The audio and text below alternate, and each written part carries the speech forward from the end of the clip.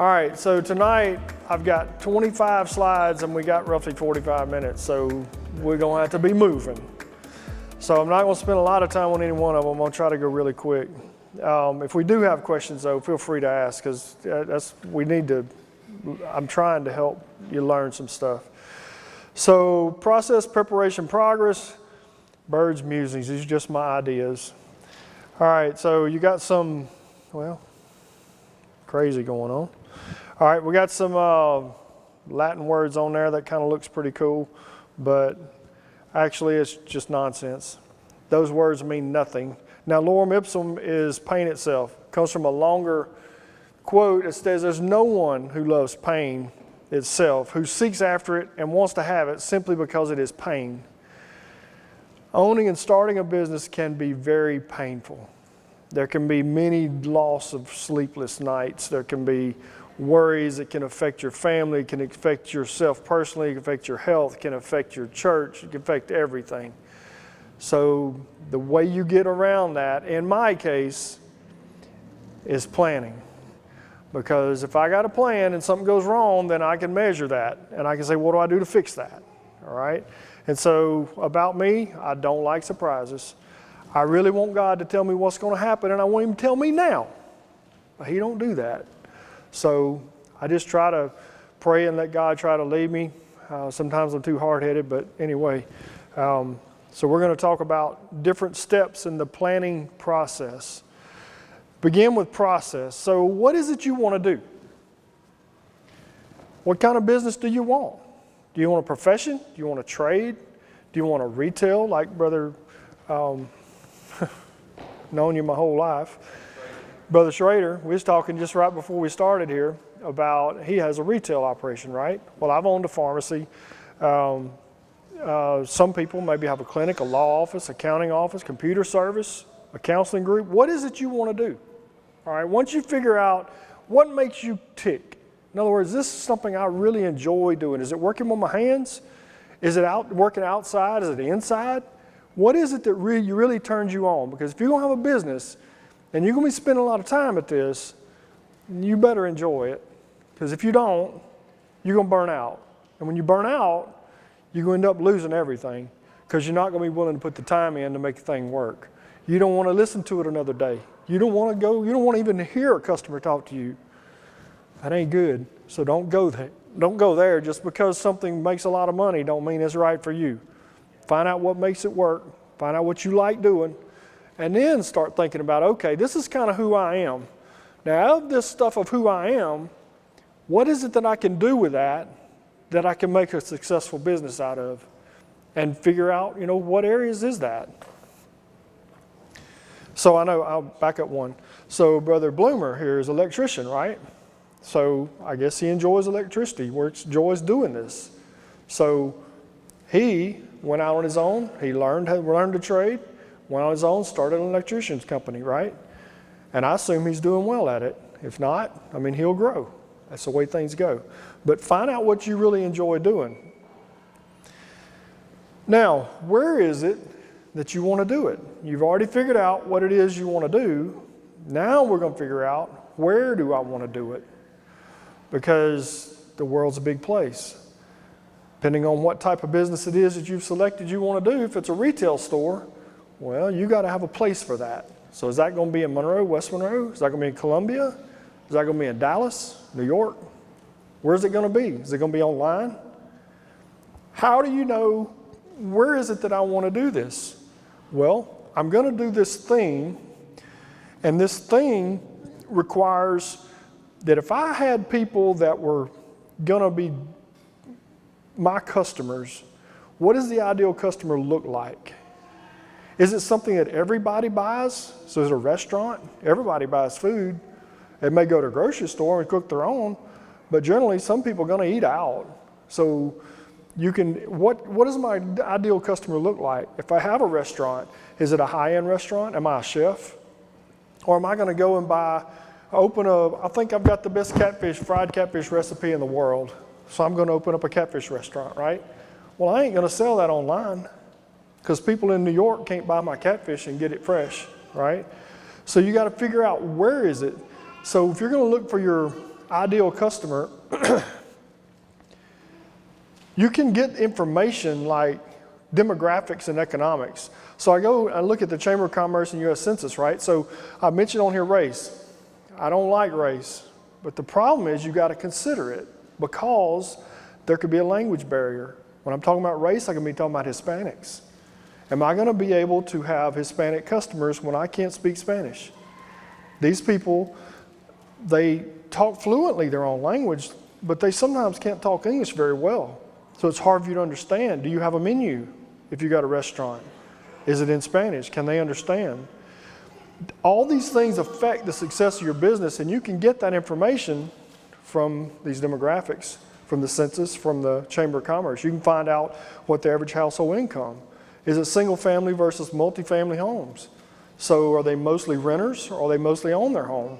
Well, that matters if you're Brandon, right? If you got an electricity company, you need a certain type of customer. You don't need these other people that, well, they don't pay for it anyway, right? And I don't know who his ideal customer is, but you can find those characteristics and apply it to what it is you're trying to do.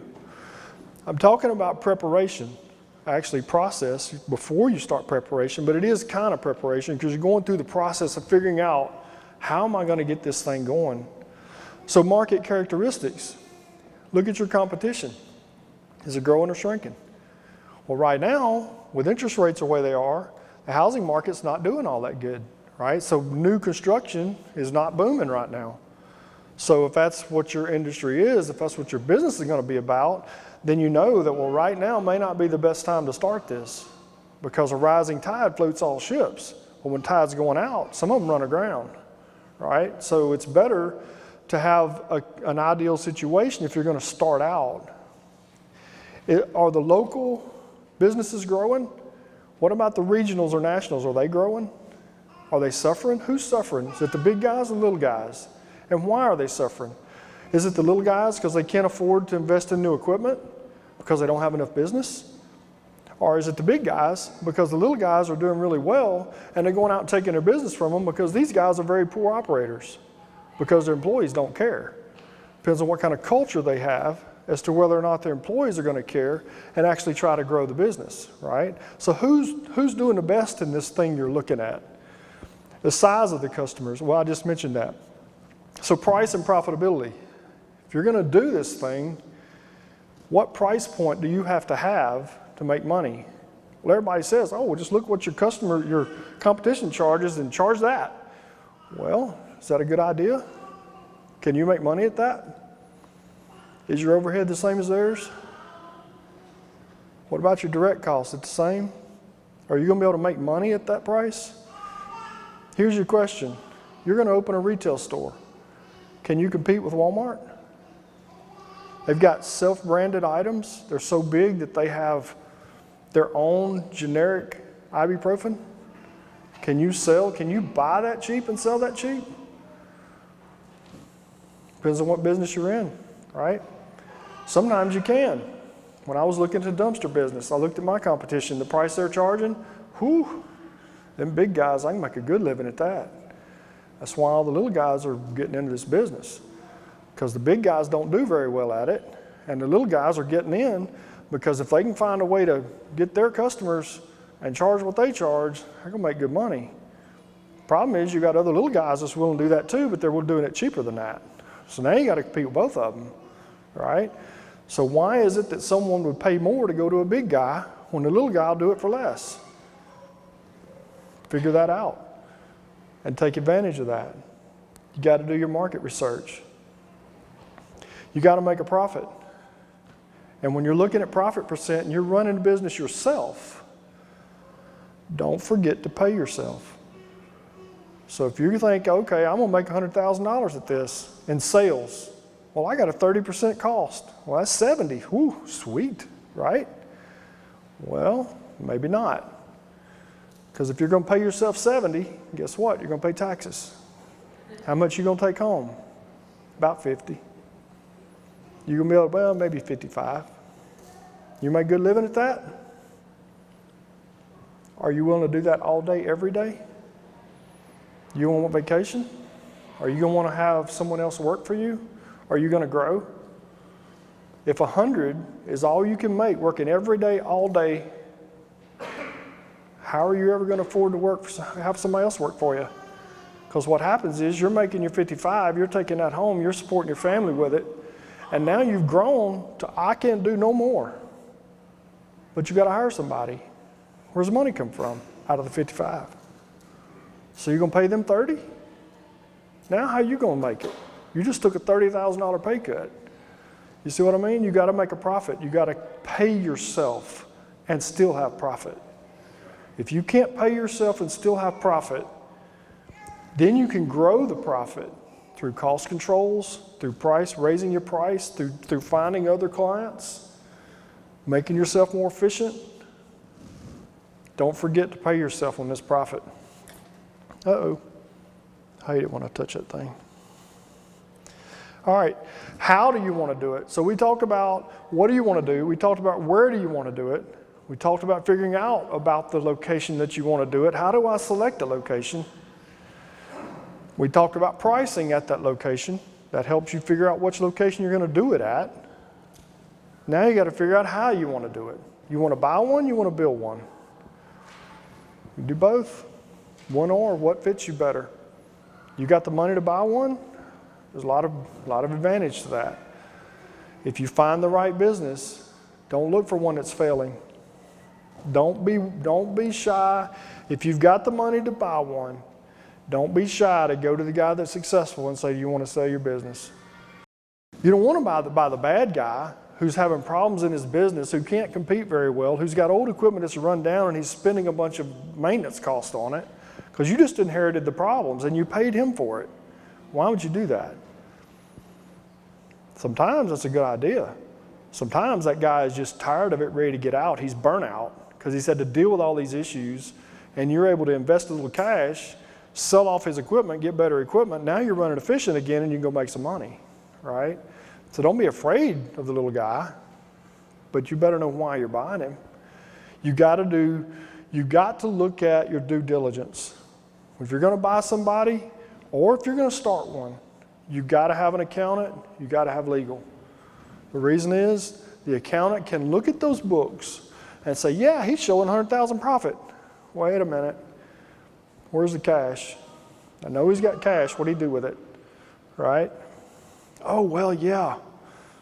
What about his personal vehicles? What about his vacations that he took?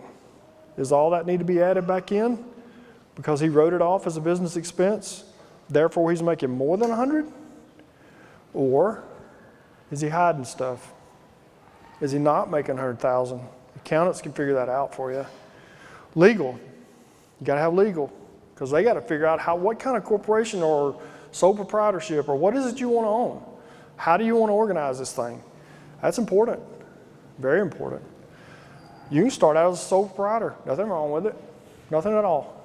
Just make sure that you protect yourself.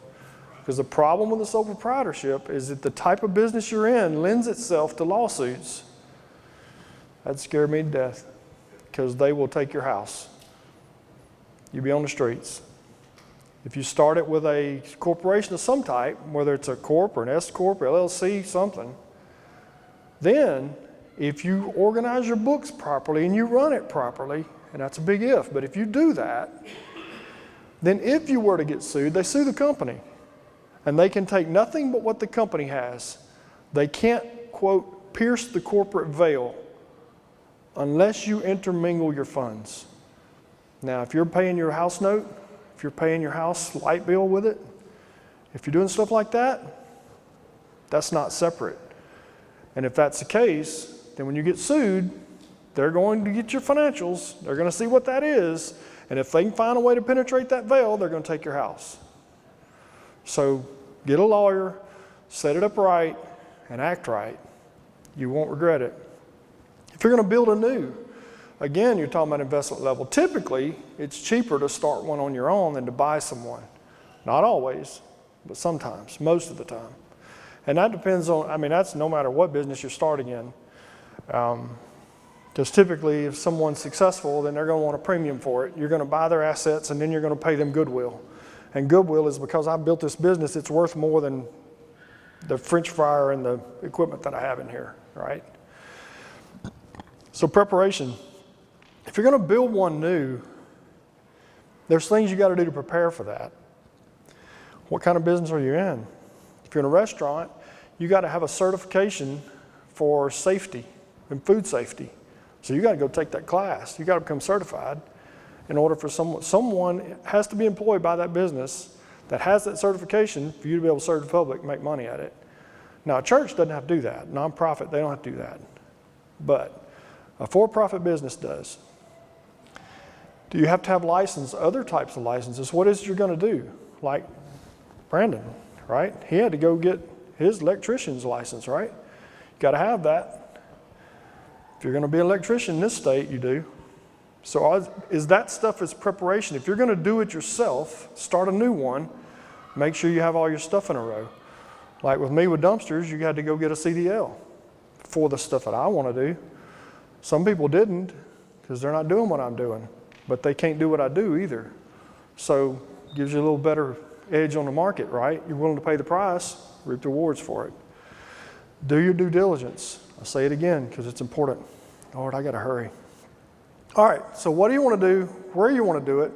How you want to do it? When do you want to do it? You want to do it now? Is there a market opportunity you're looking at?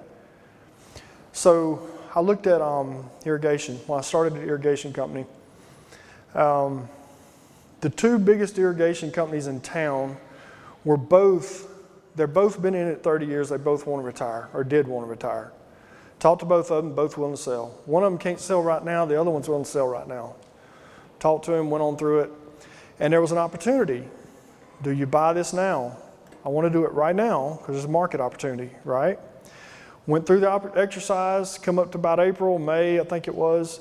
He couldn't do it because of his tax burden. When he found out how much he's going to have to pay in taxes, he couldn't afford to sell and retire. So he had to stay in the business. So that market opportunity evaporated. The other one was that he has bought some property. He's developing or wants to develop into a subdivision, and he had to get an easement across some other property to get to it. And because of that, he couldn't sell his irrigation business because he wasn't ready to roll into that until the easement was done. But once it's done, then he would be willing to sell, right? Well, that's another story. It took a year. But anyway, you're looking at, okay, it's April. If you're going to do irrigation right now, it's time to do it because it's going to start drying up. And when it does, you're going to have this opportunity to go out there and do that, right? You don't want to wait till December and start launching an irrigation company. However, my preparation started the previous year. In December, I went and got my certification for backflow devices because they don't offer those classes but 4 times a year. But if you install a backflow, if you touch a backflow, you're supposed to be certified to do it. So if you're going to fix one, they break every year in the freeze. If you're going to fix them, you got to be certified. No one enforces that, but if they ever do, you don't want to pay that price. You don't want that reputation on your business. So there was an opportunity, so I started it. Financial readiness. Are you ready to do it financially? We just talked about how much it's going to take to buy or build new. Are you ready to do it? How much do you have to prepare financially to get that done? No different from buying a house. You know what you can afford. You know what kind of down payment you got to have. No different. Educational, we talked about that. Family. If you have a family, it's very important that you're all on the same page. You need to understand this is not easy. This is going to be difficult. There's going to be times that you're going to have sleepless nights. There's going to be times that stuff's going to happen beyond your control that you had nothing to do with. But you got to deal with it. Now what? You going to be able to handle that? Is your family on board? Are they willing to put off the vacation for a day because you had to? Stuff happens. You're owning a business. I'm not painting a sad story because it's very rewarding, but you need to make sure your family is on board because it's going to affect them. This ain't just you in the game. All of you are in it. Preparation. If you're going to form it, I talked about legal just a little bit, and here's the type of stuff you need to do if you're going to form a business. Get a lawyer. Get that research done. It's not that expensive to get a lawyer and to get that stuff done. Some of this you can do for yourself, and there's nothing wrong with doing this for yourself, this part. You can file with the Secretary of State. You can file your business there. You have to know if you're going to be a corporation, a sub S, an LLC, a sole proprietor. You have to know that. But you can file the stuff yourself online, and there's the address right there. You have to get a federal employee identification number. That's your tax ID. You get that from the federal website. It's irs.gov. And you can get that one, and you can do that yourself. Nothing wrong with that either. They'll mail it to you, you got it. Licenses, occupational license. If you're going to have a storefront, if you're going to have a physical location, you have to have an occupational license. You have to have that thing posted. When you go there, you get them from the Washita Parish Police Jury down on, I don't know, it's right down there beside the overpass, not far from the Civic Center. It used to be the old school board building. But when you go in there, you can ask them about sales tax. They'll ask you what kind of businesses you're running, what is it you do, and they'll tell you whether you need to pay sales or collect and pay sales tax or not. Sales tax is not something you pay, it's something you collect for them from your customers, and then you pay them what you collected. So it doesn't cost you anything, but you do have to collect it or else you're going to pay it. So you need to collect it. Contracts, do you need contracts for what it is you're going to do? So rentals, lease to own, service agreement. In my situation with dumpsters, you've got to have a contract for that, right? So that the people understand what it is they're renting, what it is they're getting for their money, and what it is their responsibility is and what your responsibility is. That's all your contract. That's what it lays out for them, right? I know in our previous classes, some of these guys mentioned lease to own for land, right? Well, you need that lease agreement so that the people understand, what am I paying money for? What happens if I can't afford to pay anymore, or if I just choose to walk away? What happens if I don't? What if I want to buy it out today? They need to know that. All that's in your agreement. Accounting. Will you use software? And if so, which one? There's a bunch of them. There's a top 10 right there. For me, I use QuickBooks. That's what I've always used. I actually used Quicken for my personal finances before I had a business, and Intuit makes both of them. So I just rolled into QuickBooks, started using it, hated it at first. But anyway, learn it, and now it's okay. My accountant uses QuickBooks, so that makes it easier for me as well. Made that choice easier for me anyway. QuickBooks screenshot, I'll show you one of those in just a minute. Who's going to be responsible for keeping your books? Is that going to be you? It's going to be an accountant? Or are you going to outsource it? I'm just going to tell you, whatever it is you choose, get it right, because taxes depends on it, and none of us want to go to jail. And the tax guy don't take no for an answer. So if you get audited, you better make sure your books are right, because you're going to pay a price if you didn't. That is the Secretary of State. When you go to that website, that's the things you see. And those things, the following statutes, those things there, you can click on those. But that's where you go to start your registration process. If anybody wants this presentation, when it's over, on this sheet of paper we have, we'll just put a check mark by your name, and I'll send it to that email address. Format. Here's the other two parts. Operations. You going to use software for that? What is it you're doing? Do you need software for that? I have irrigation. I now have dumpsters. I have two separate softwares for that. One of them is House Call Pro. The other one is Dumpster Rental Systems. I know Brother Ken uses Jobber for his plumbing business. I don't know, Brandon, if you use software or not, but there's all types of software to use, and it makes it easy. It's hard to set up. It's painful, but when you have it done, in my industry anyway, it sets you apart. My customers are like, wow, I can pay online? Oh, and you got pictures of what you just did? Wow. I used to just get a bill, pay me $3,700. I didn't know what it was for. That's what I hear all the time. Not in my business, and I'll show you a picture of that in a little bit. Signage. Wait. So screenshots, I'll show you those. Marketing plan. So next thing is, you done figured out what you're going to do. You figured out where you're going to do it. You've identified your target market. Now you're ready to go, or you're getting close to ready to go. How are you going to get the word out? There's all types of ways to get the word out. You got this electronic age nowadays where you got search engine optimization. You've heard of Google Ads. You've heard of, just Google marketing overall. So that's called search engine optimization. It gets you at the top of the list. If someone types in dumpsters in this area, they type in waste management, and the first one pops up. And I pay people to do that, and it works. For dumpsters, I get a lot of referrals from the website. I don't get anything from Facebook. I think they're doing a terrible job over there. But anyway, that's another story.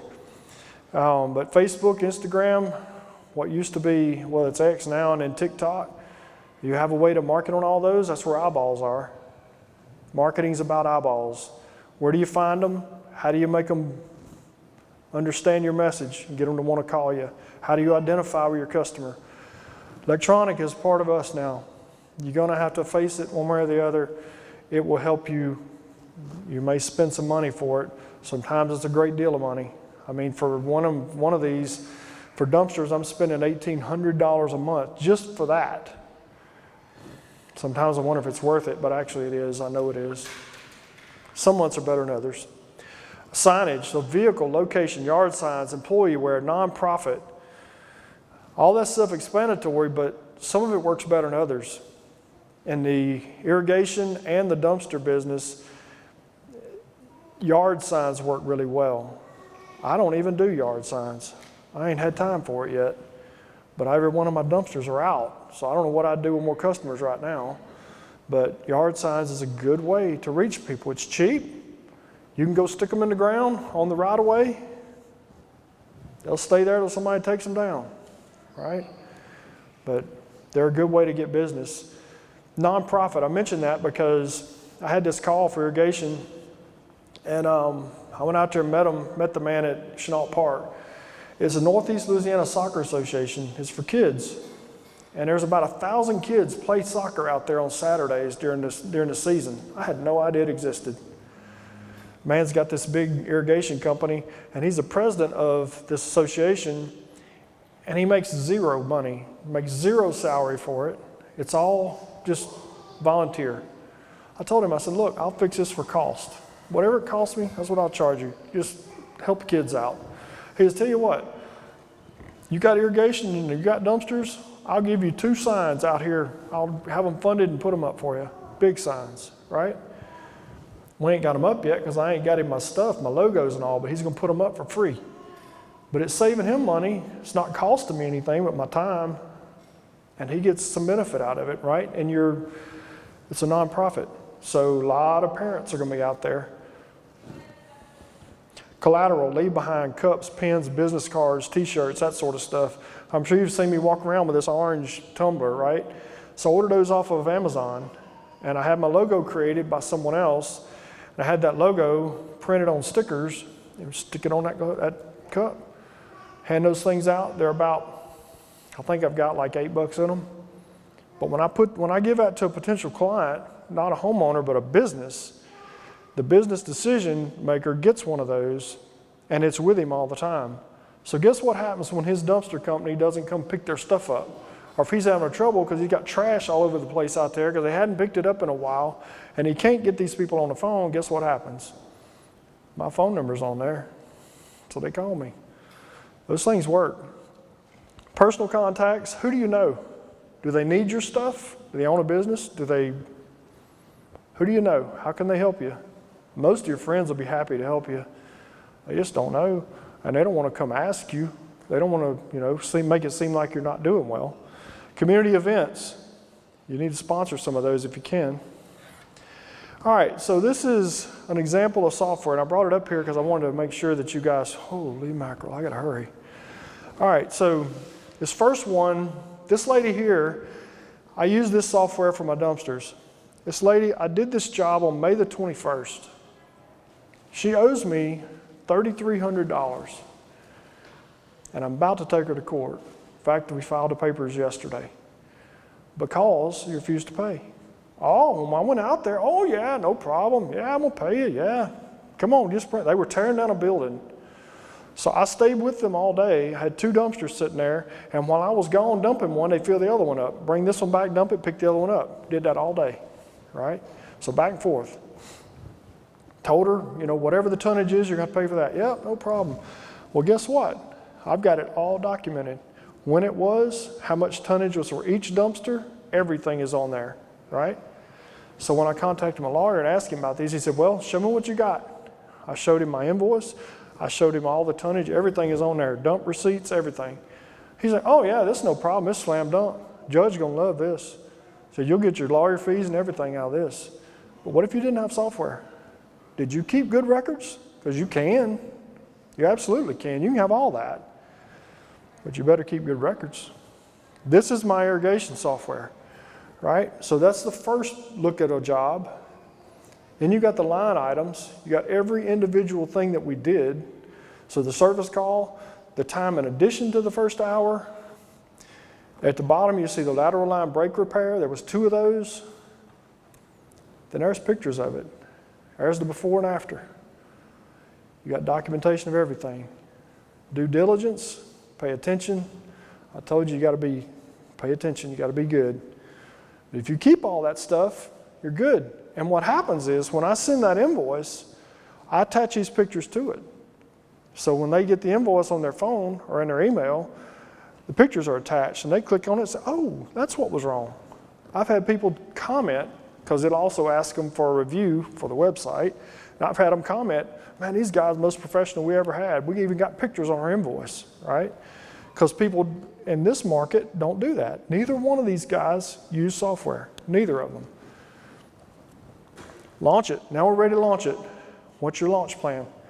On the lead up, 30 days prior to launch, you need to be getting ready.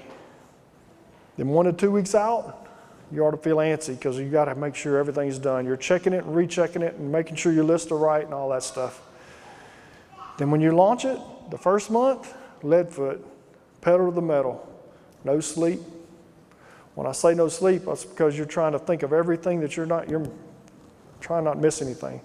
Well, if you got these lists, if you got your launch plan, you're just checking boxes. Yep, done that, done that, done that, done that. Oh, what's that? Oh, yep, I got to go do that. Got to finish that up, right? Are you measuring it?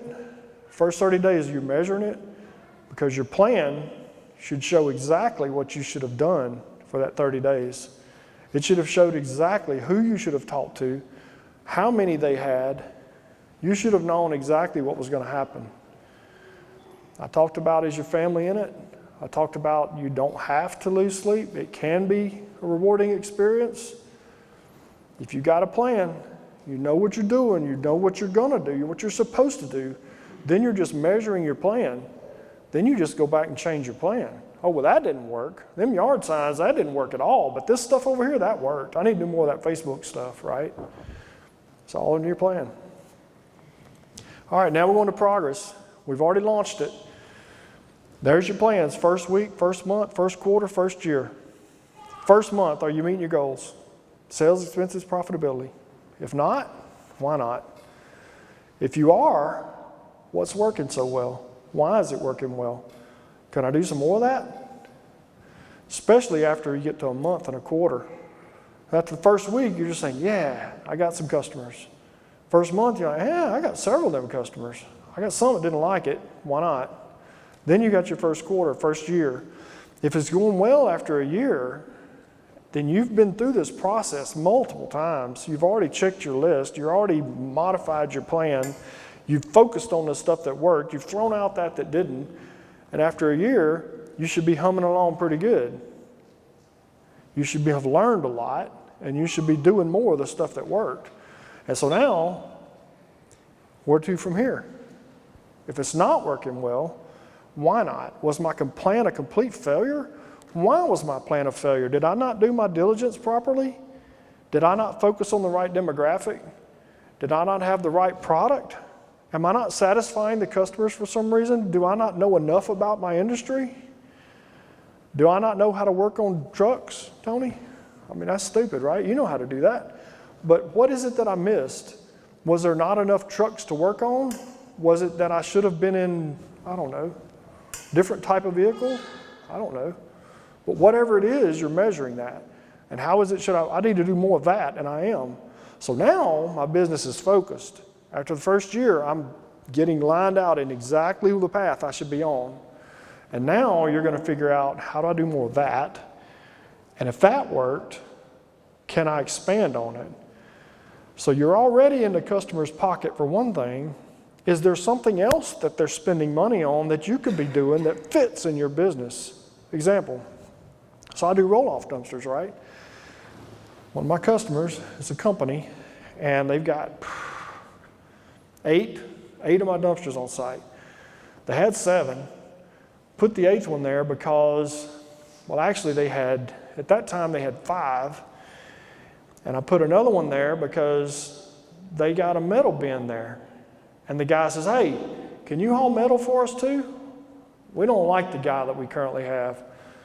I don't ever come get this thing, and I need to get this stuff out of here. I said, well, sure, I think so. Let me find out how I can get rid of it. I said, I can't put that stuff in my big bin, because if I do, it'd be too heavy for me to load it. But I got these small ones like those over there. Oh yeah, that'd be great. So I went and checked on it. Yep, let's do that. So now I'm hauling his metal. So I'm not only hauling his trash, now I'm hauling his metal off, right? Well, guess what? He's also got 3 of these front load dumpsters there, right? I don't have a front load truck, and them things are $250,000. You think I'm gonna buy one for those 3? Nah, ain't gonna happen. But how do I figure out how to take all of that business? Why should that competitor be in that location at all? I don't want to ever see him there again. So how do I get it? Well, I was doing some research this weekend, and I don't know if it's going to work or not, but it's something I'm investigating, right? There's a different type of bin that will work for that situation.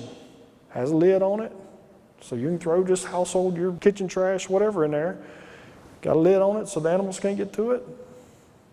Might work. So that's what I mean. How do you get more money out of the same customers, solve a different problem for it, but you already are in there, you already have the equipment to do it with, right? One of your main expenses in business is customer acquisition cost. You don't want to find more customers. You can, but that's expensive. You'd rather get more money out of the customers you got, right? So once you have maximized all that, then you find more customers too, which you should be doing anyway, but it's a way to add revenue. That's QuickBooks. So that's one picture of QuickBooks. So we talked about monitoring it. That's one picture. That's my irrigation software. So you're monitoring. You got every month on there, right? You see that first bar graph? Every month is on there. That's the jobs that happened, right? And then over here you got open invoices, how much past due, how much is unsent. So you ain't billed them yet because we just did the work 2 days ago and we ain't sent the invoice yet, right? Paid invoices tracks all that stuff for you. Plan it. Where are you going from here? If your plan is not working, should you exit it? If it is working, what you gonna do? You gonna build another location? You gonna hire more employees? Get more clients? How are you gonna do that? What part of your marketing plan is working? Are you getting more customers? Can you take that marketing plan and just duplicate it? Boom, right over here in a new location, right? Fortunately, with this, if it's electronic, if you can get that working, if your business relates to that really well, it's easy to pick up that marketing plan and just turn it on over here, right? If it works over there like it did over here, your business over there should be successful as long as your operations and all the other stuff is right. The marketing part should work, right? Are you going to hire more employees? We talked about that earlier. Make sure you got the profit to do it. But that's your plan, is to be able to grow a business so that at some point you want to become just an owner. You don't own a business to have a job. You own a business to have a revenue stream. The better you are at running a business, the faster you're going to get to having a revenue stream and not a job. It's not an easy thing. It's not. If it was, everybody would be just having jobs. Having businesses, right? It's hard. But if you do it right and you take care of business and you monitor it, measure your plan, change your plan, grow, figure out what works, you can own a business. The Walton people don't work in their stores no more. Why? Old Sam figured out how to run a business. Is there a new opportunity? So we just talked about where are you going to from here? Is there a new opportunity? How do you do that? You start over that process. Analyze the new endeavor just like you would anything else. If I was to go from here to Shreveport, I got to go over and figure out that market. I got to figure out who my competitors are. I got to figure out what their price point is. I got to figure out where the dumps are, how much they charge, everything. You got to do it all over. Difference is you now know what to do. You know what you're looking for. You know how to do it. You don't have near as much to learn as you did before, but you got to do the same steps. Only thing is now, once you get all that stuff verified and you're ready to go, you know exactly what to do. You may have to tweak it a little bit, but you know exactly what to do. Last thing I'm going to talk about is give it. And I'm going to read some scripture for you. If you go through these steps and you have a successful business, you will have a successful business because of who I'm talking to. The Lord's going to bless you. That's the part you can't predict. You can't say, well, if I live in this way and if I do this, God's going to take up the slack. What if He's not happy with you? What if you didn't do right? I'm going to read you some scripture. Now, this is in Haggai. Well, I had Haggai. Give me 1 second. All right. So this is the children of Israel in the time of Nehemiah. And they're going back to rebuild the tabernacle or the temple in Judah, in Jerusalem.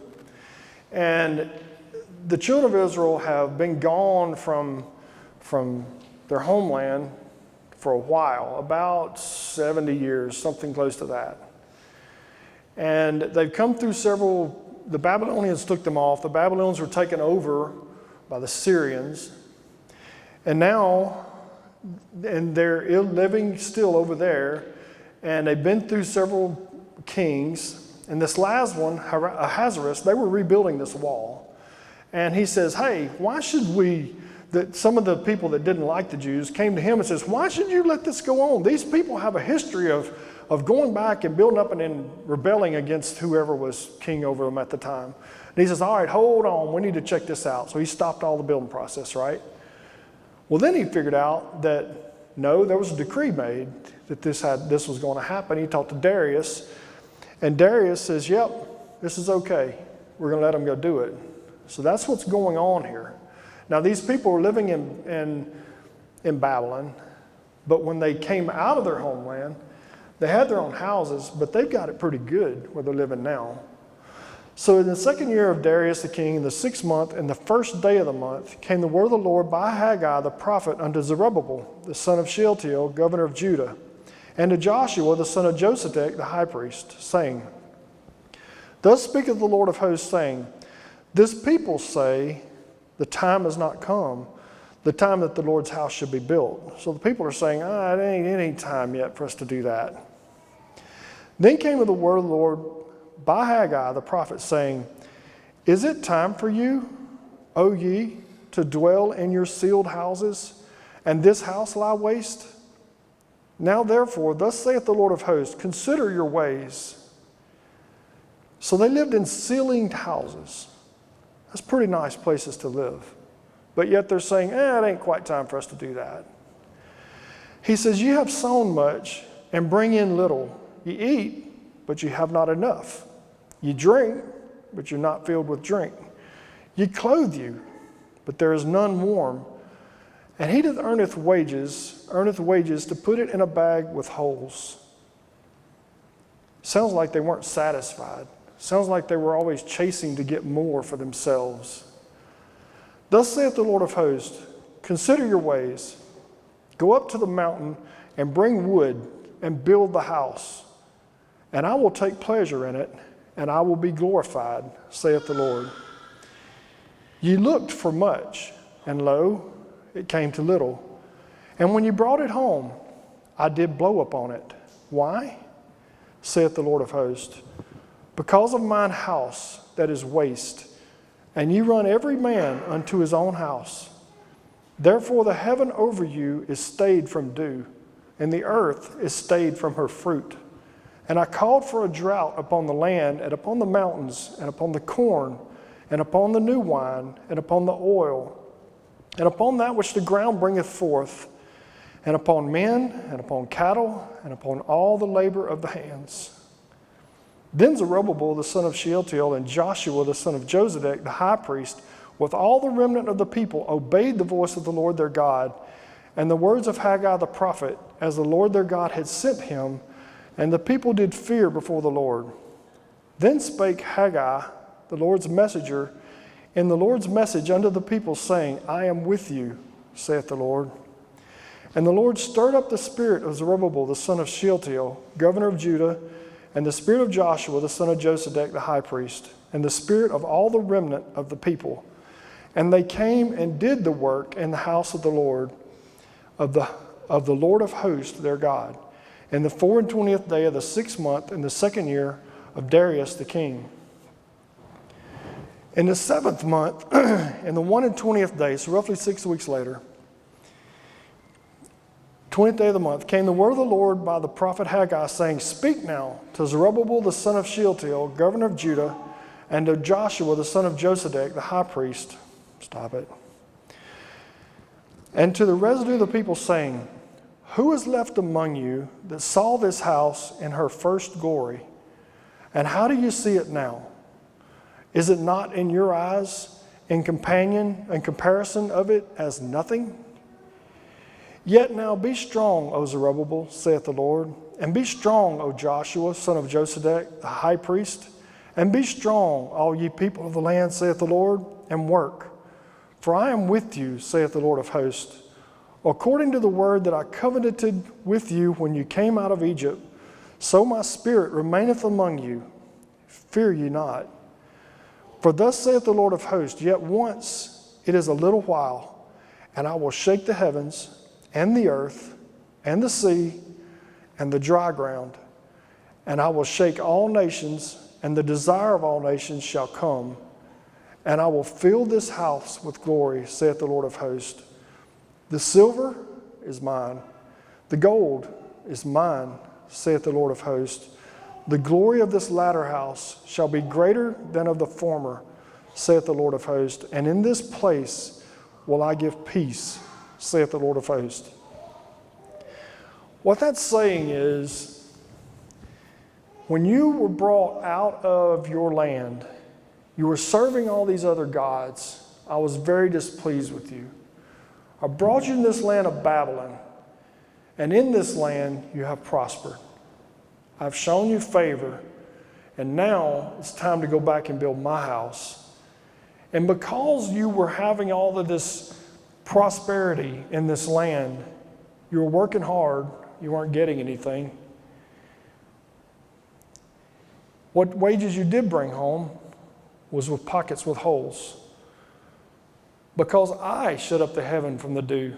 I hindered your cattle. I hindered your efforts. But you go build my house.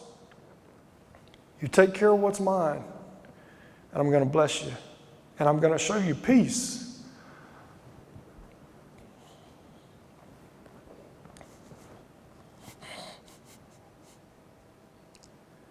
I told you that's the one thing you can't predict.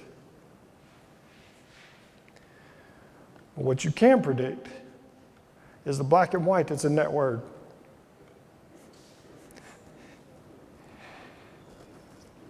If you run a business and you're very diligent about your business, you'll recognize problems when they show up and you're like, oh my, that one is a threat to my business. How's retail going to survive in the face of Amazon? It has changed the way people shop for stuff. You're going to recognize it. God's going to show you a way. I don't know what the way is. He's the one who knows it all. But He's going to show you the favor. He's going to cause the dew from heaven to fall on you. And when that stuff happens, you got to make sure to build His house. Because if you don't build His house, The silver is his. The gold is his. But if you do it right, you're going to prosper, and he's going to bring you peace. That's what owning a business is about. Once you have enough to survive, enough to have a good, happy life and have what you want in life, do you want a private island? Really? Do you want a boat that's $100 million? Really? What about people that have never heard?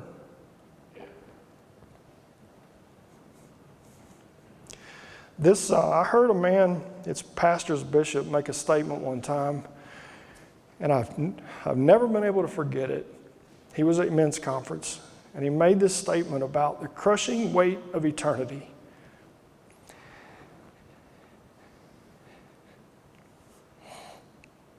And when I think about it,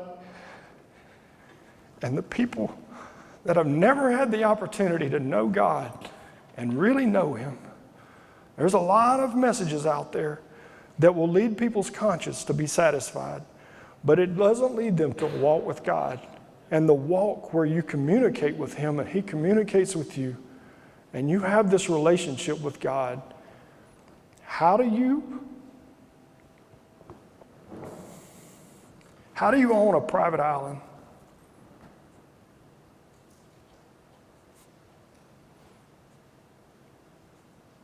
And you tell those people, good luck. Anyway, I'm not here to preach, but I'm here to tell you, you can't outgive God. He'll bless you in ways that are not tangible. I've seen it. He'll give you peace when there ain't no peace. I promise you. I've seen it. So, if you want more information, I have lots of it. I'll show you an example if I can make this thing do it. I'll show you an example of a business plan that you can have. This one is about, 60 pages. But it has, you choose it, right? You choose the topic and you can click on one of the things that'll take you right to it. So let's go to financial plan.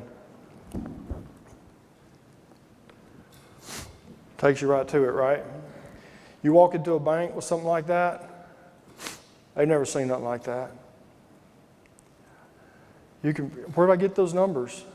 All that work I told you about, checking out your competition, checking out your demographics, checking all that stuff's available.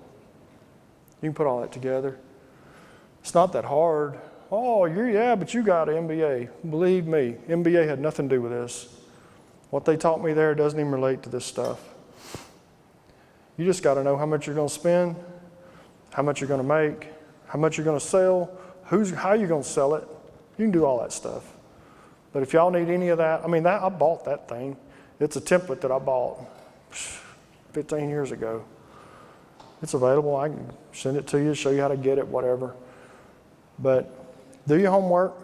If you want to do a business, it's very rewarding, very challenging, very hard, very fun. You can be your own boss. You got to be hard on yourself because nobody's telling you to go to work. But I wouldn't have it any other way. If I can help any of y'all, just let me know.